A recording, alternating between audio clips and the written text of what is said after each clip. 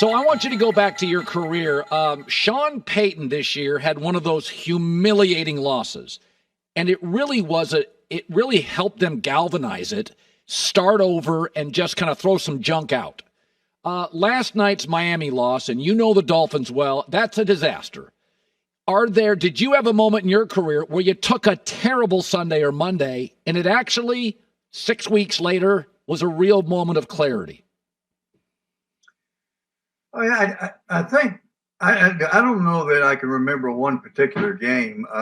Obviously, my first year in Dallas, we made lots of changes, and that's kind of what Sean did after the devastating loss against the Dolphins. You know, he made 3 or 4 personnel decisions on defense. Yeah. They changed their style of defense. He knew that he was going to have to run the football to protect the defense and to protect Russell Wilson. And so they made some changes. And, you know, we were so bad in Dallas when I went there, we made changes on a weekly basis on both sides of the ball. You know, with Tua, there is something that's pretty clear. When Tyreek Hill has over 100 yards, they're 8-0. When he doesn't, they're 1-4, 1-5. And I've said this, he's one of the harder guys for me to figure out what to do with financially. I like him. He reminds me a little bit of Drew Brees. I think he's a good kid. I think he's accurate, and he works in that system. What is the future here, though, Jimmy? What do you do? The concussion concerns, the lack of size, what do you do with Tua going forward? Well, you know, I think he's a franchise quarterback, and he's got a great touch on the ball. He's extremely accurate. You just got to make sure you got the right players around him. You've got to protect him, obviously, but he gets rid of the football. And, you know, really with their coaching style, you know, they're not going to let him hold the ball very long. Right. But I think more than Tua, I think it tells you the importance of Tyreek Hill.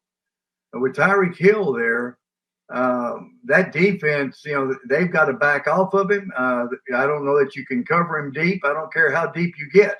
He's going to get behind you. Yeah. And he makes explosive plays. So I think the importance of Tyreek Hill is what your concern is, not Tua.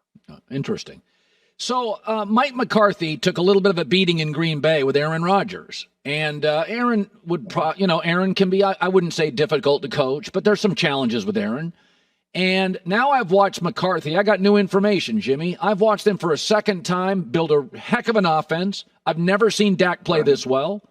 The offensive lines really come together. How would you describe, situationally, you had a great reputation. How would you describe Mike McCarthy if I'd never seen him coach and you had to have a paragraph on what he does? Mike came down and spent some time with me on the boat this off season, and I was really impressed with him.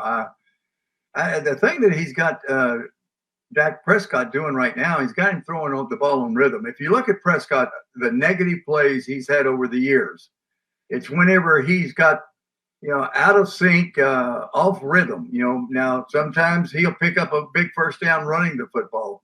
But when he gets out of rhythm, that's where he's had his problems, his interceptions and his sacks. Mike's got him throwing on rhythm. I mean, you look at the big plays they've made, that ball is out of there. Yep. And that's the thing that Mike's doing. I actually even talked to Jerry Jones a little bit about Mike. Jerry asked me about Mike calling plays. I said, well, that's a lot on his plate. And he said, well, the thing about it, Schottenheimer is really helping Mike on some of those time management situations, because if you're calling plays, you're thinking score, score, score, and sometimes you lose track of time management. So between Schottenheimer and McCarthy, I think they're doing a good job. But the number one thing, he's got Dak Prescott throwing the ball on rhythm. That's why Dak's playing so well. You made your mark in personnel as a college recruiter and the biggest trade at the time in NFL history.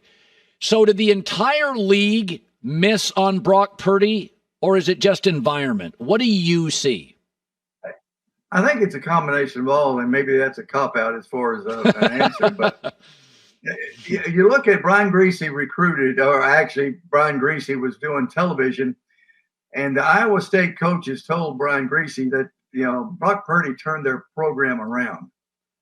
He's a great competitor, winner, had talent. And after the draft, after he was taken last in the draft, he went to a pitching coach, a quarterback coach, Winfield or whatever. I forget his name, but he increased his arm strength and his speed, his velocity of the ball 5 miles an hour. And so when you see him throwing the ball the way he does now, he is as accurate a passer as there is in the league. Yeah. So back to my cop out, I think it's a combination of Purdy is a great, competitor. He's got great accuracy. He's got velocity on the football, and he's surrounded by talent, and he's got a great offensive coach. What's the first most important thing in coaching? And you said, Colin, you got to have smart players. Otherwise, they won't take to coaching. And Kadarius Toney's really talented, but he lines up offsides, and it wasn't the only time. But Kansas City, he is twitchy, he is dynamic, and frankly, Jimmy, they need him. They need him to make plays, I think. Would this drive you crazy? How would you handle it if you had a player that you kind of needed, but he could drive you nuts with drops, lining up offside? Where do you go with it? Well, I tell you what I used to tell the team. If you're a running back and you gain 10 yards, and you fumble, you're not going to play. I'm going to play the guy that gains 4 yards, and he protects the ball. If you continually make mistakes, Colin, I've said it a million times, and all my Fox cohorts, they laugh about it, but it's not who makes the most great plays to have success in the NFL. It's who makes the fewest bad plays.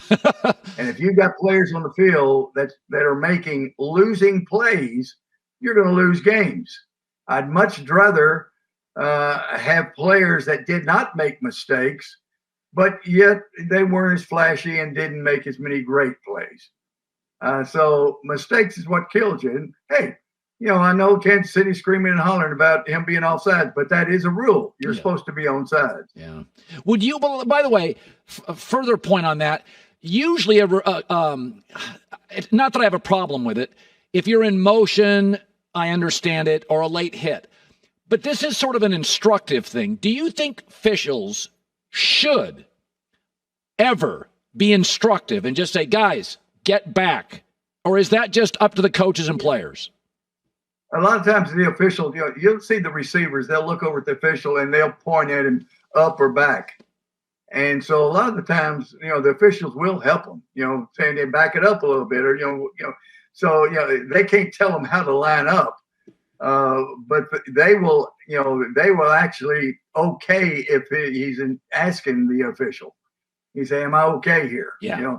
And so the only thing is you just can't line up off sides. That's no different than the defensive tackle lining up off sides. Yeah.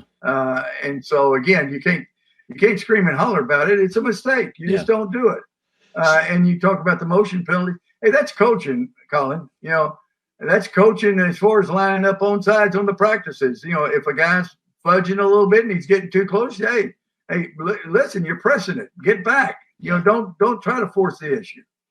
So December 30th, halftime, Cowboys-Lions, you're going to be inducted into the Cowboys Ring of Honor. So Jerry Jones, and we've all known this for years, we're like, Jerry, get Jimmy in there.